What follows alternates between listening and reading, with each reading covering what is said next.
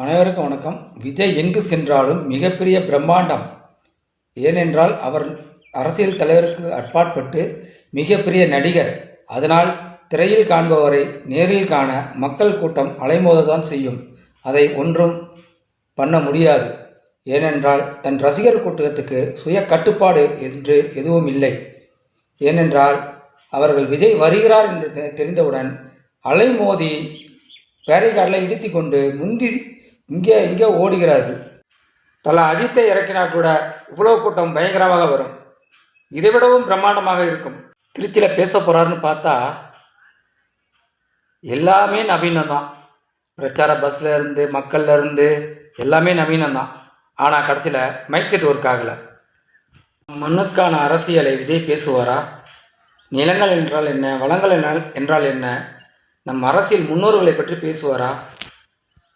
ஏனென்றால் அவருக்கு தமிழ் தேசியமும் திராவிடமும் ஒன்றுதான். நமக்கு தான் தமிழ் தேசியம் திராவிடம் என்றால் வெவ்வேறு.